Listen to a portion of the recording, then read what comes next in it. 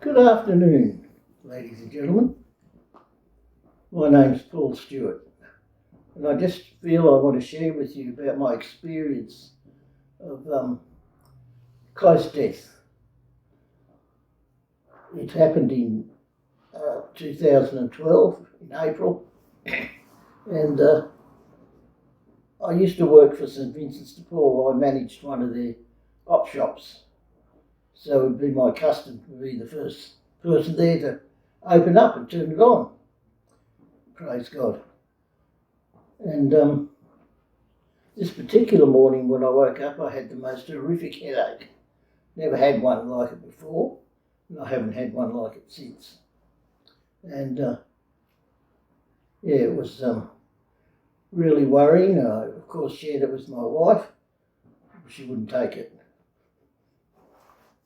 And so I told her I'd go to work, opened the shop up, and when someone came in, I would go off to the doctor, which I did do. And I told the person who turned up, their name was Trish, and she felt I should go straight to the hospital, but I didn't.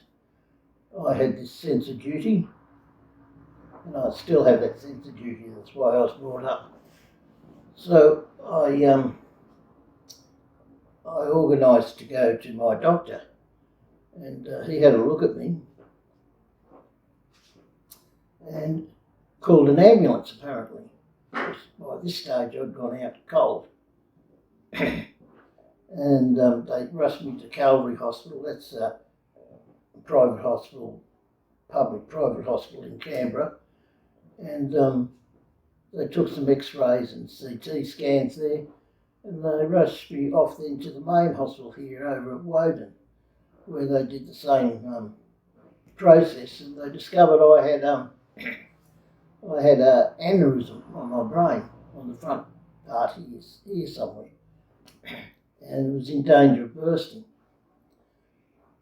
So they tried to do an operation here where they go up your leg through a vein with a cord up in, and they put a clip on it to stop it bleeding. But they didn't get that, and I was sort of in and out of consciousness. So they decided to rush me to Sydney, and they organised with the team there to operate on me as soon as I arrived from Royal Prince Alfred. So in I went. They took me in an ambulance out to Canberra Airport, and lo and behold, the plane couldn't get off the ground. It was a helicopter actually. Couldn't get off the ground. There was something wrong with it. And I was lying there on the Guernsey, and I'd come to at this stage, and I was looking at my Guernsey, and I saw the make of it, the people who made these Guernsey, and the nurse was standing near me, and I said, I got a few shares in this company. And he said, yeah. I said, yeah. I said, seriously, I have. He said, well, we've got a plane in here going up far north, up Darwin Way or somewhere up there. And he said it's a private plane, like a private ambulance, where they have very serious accidents and things and they need to operate. He said, the owners are here. How about I go and ask if they can put you on? Because he said it's all set up. It's got everything in it. We've got oxygen. We've got all the medications we need. And he said, what do you think of that? And I said, it sounds great to me. It's better than dying, something like that. I probably wasn't that frivolous, but anyway, they went and asked, and the chap come out and got my details and checked up, and sure enough, I had 12 shares. A friend of mine had talked me into buying them when the company started, and not being a very wealthy person, I didn't buy many, did I? But anyway, they flew me up, and I can remember the thing taking off. It was very cramped too. My perception was the plane was very cramped. It was a small Learjet, and it had so much medical stuff in there. It was just mind-boggling. Well, next thing I know is I came to again up at Sydney, and they got me into Royal Prince Alfred Hospital, and indeed there was a team waiting. And I was just asking them what are they going to do, and they told me in layman's terms, and they told me you don't have your chances of surviving aren't real good. But hang in there, we'll see what we can do. So I was waiting, I was prepped, and all that sort of thing, and I was ready to go, and I did go. I went unconscious again. So some of this is what people have told me happened as I convey it to you. And my family by then had turned up, and they were all there talking about me, and they said I was still talking, but not very well. And they had the medical team explain that it wasn't looking good. And during this period, the aneurysm burst, and I had a bleed on the brain. So they were very, very worried at that stage. And they told my wife and family to prepare for the worst. But I've been in the Full Gospel Business Fellowship for many years, and I found the support there amazing. The support from prayer and supplication, and it's just amazing how we look after each other, the men and the women. And I knew in my heart that people would be praying for me right then. I just knew it. Now, I didn't know whether I was going to be saved or die or not, but I knew that the men and women at FGBA would be praying for me, because that's what I'd be doing. And it's one of my duties is to pray for the elders, as a matter of fact. I'm sort of been put aside for that, and I just know that the FGBA is a place of prayer. And I emphasise that to you, because you find in your life, if you don't pray, it's just a waste of time. Because in that prayer, God comes into it. He touches your spirit, He touches your heart. He visits you at night. I don't know if you've ever been lying there and you suddenly feel this light touch across your forehead. I firmly believe that God the Father comes in and goes, just to assure you. Anyway, getting back to the point. They had me prepped and ready to go.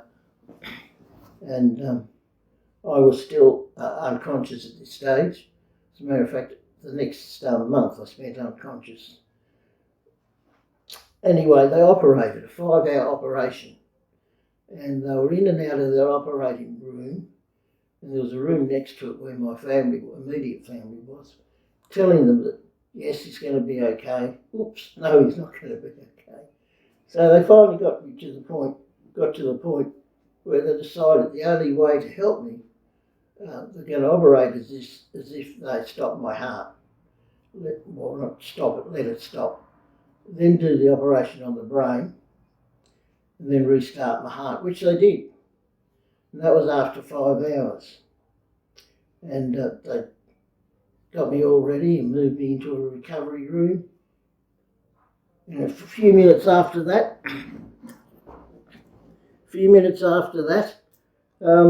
my heart stopped again. They rushed me back out. They'd cut off the top of my head, the crown of my head, to get at this thing, to get at my brain. And another 5 hours later. So during that period, my heart had totally failed 3 times, partially failed once, and it's just amazing that I'm alive at all. It's amazing that I'm sitting here before you. And I put that down to prayer and the way people love me in this group of men. And I've never forgotten that. And just a couple of quick things. Often the question's asked, did you see anyone you know? Well, I did. One person was my mother-in-law, who was a little old lady who walked around saying the rosary. And very interesting about her, she went from saying to the rosary to praying in tongues. And she just amazed me. She read a book on "Good morning, Holy Spirit," and that touched her, and she became a born-again Christian. It says the rosary to get into tongues. It's a fact of life. And she's so lovely. And so she spoke and said, "Look, I'm here. I'm praying for you. God the Father's going to talk to you."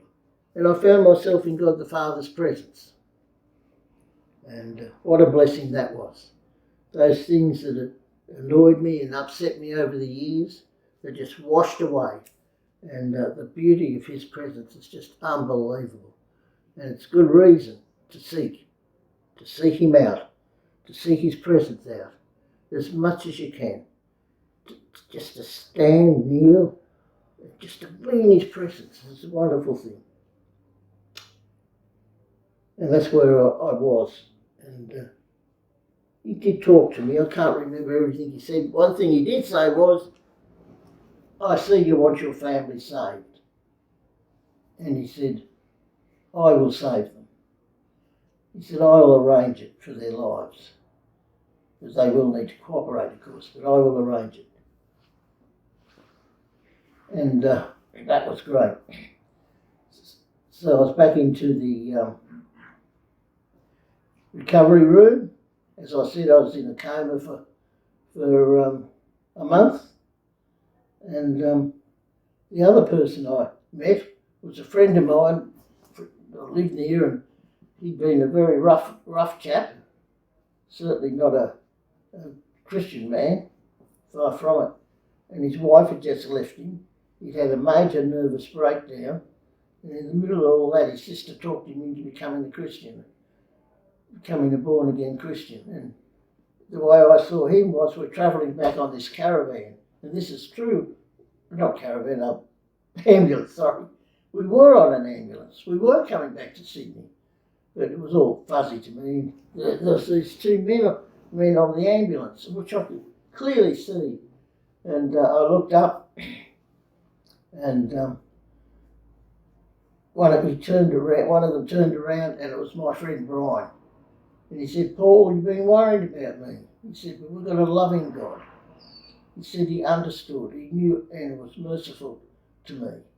He said, "And I'm okay." We got past that. That was amazing that I saw him. And I now know, because I felt very guilty about Brian. I used to take him out while he was going through this nervous thing, and I wasn't going to let him. I should have taken him out that week, and I didn't want to. I was tired. So I felt quite guilty about that. And there he was, reassured by a loving Father. If you can believe anything, believe we've got a loving God the Father, because we do. And the last bit, just before I got back here, I'll wind this up. Now, everyone sees the light at the end of the tunnel. Well, it wasn't quite like that for me, but I certainly saw the light in the tunnel, and we were moving. I was flying like Superman, like a kid. I had a kid's uniform on, my hands were out. I was really enjoying being a kid. And someone came up alongside me. I think it was an angel. They were big, if it wasn't. I think it was an angel, and tapped me on the side and said, "What are you doing here?" And I couldn't answer that. He said, "Well, you're going back now. Don't forget what you've been told." And he kicked me out of my big tunnel, and my light I could see was gone. Next thing I wake up in Woden Hospital in rehab. And so I'll just leave you all with that. And God moves in marvellous ways, and he's continued to touch me and to heal me. And I'm far from over everything yet, but bit by bit, he's putting my body back together. Jesus is touching me. The Father in heaven visits me occasionally and speaks to me now in a very clear way, and tells me what he expects of me, and guides me with my children and what to say. Thank you all.